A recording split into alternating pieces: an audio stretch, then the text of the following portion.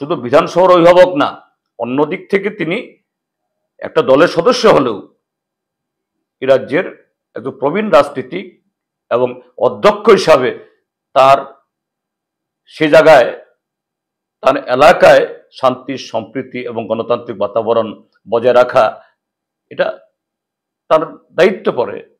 কিন্তু বারবার এটা নিয়ে 10 বার। দ্বিতীয় ঘটনা হয়েছে এই আগরতলা শহরে, এই সদর মহকুমাতে ডুকলি ব্লক, জাতীয় সড়কের উপরে আমাদের ডুকলি ব্লকেও আমাদের গণধর্ণা ছিল।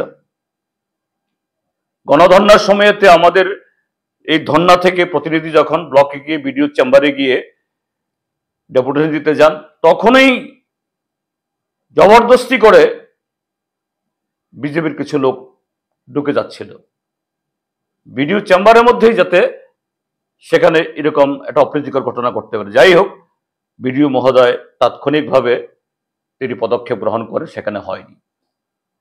কিন্তু শান্তিপূর্ণভাবে কর্মসূচি শেষ হয়ে যাওয়ার পর যখন তারা পার্টি অফিসে ফিরে গেলেন, অতর্কিতে আমাদের ডুকলি মহকুমা পার্টি অফিসের উপর আক্রমণ, ইট পাটকেল ছোড়া, গাড়ি ঘোড়া ভাঙ্গা, মোটরসাইকেল ভাঙ্গা, থানা থেকে কতদূর, কয় হাত।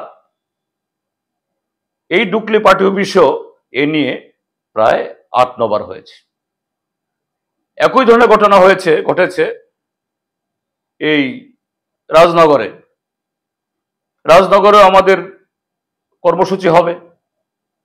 আমাদের প্রাক্তন বিধায়ক পার্টি নেতা সুধন দাস তার বাড়ি থেকে মিছিল করে তারা যাবেন।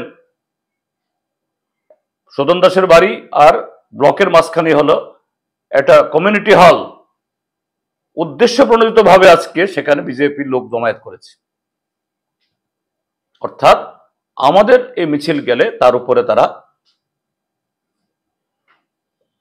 হামলা চালাবে।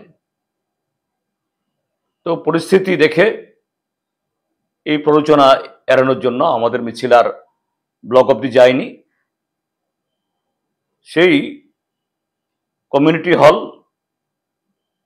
এ অবধি গিয়েই ফিরে এসে শান্তিপূর্ণভাবে তারা ধর্ণা এবং জনসভা এই পথসভা করে শেষ করেছেন।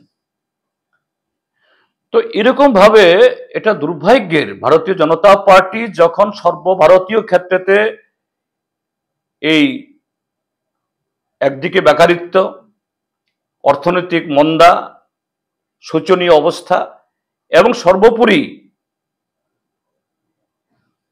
এই যে কাশ্মীরে সেখানে আভ্যন্তরীণ যে নিরাপত্তার জন্য যে উদ্যোগ, ইন্টারনাল সিকিউরিটি চরম ফেলোর, তার কারণে একটা ভয়াবহ দুর্ভাগ্যজনক ঘটনা ঘটল।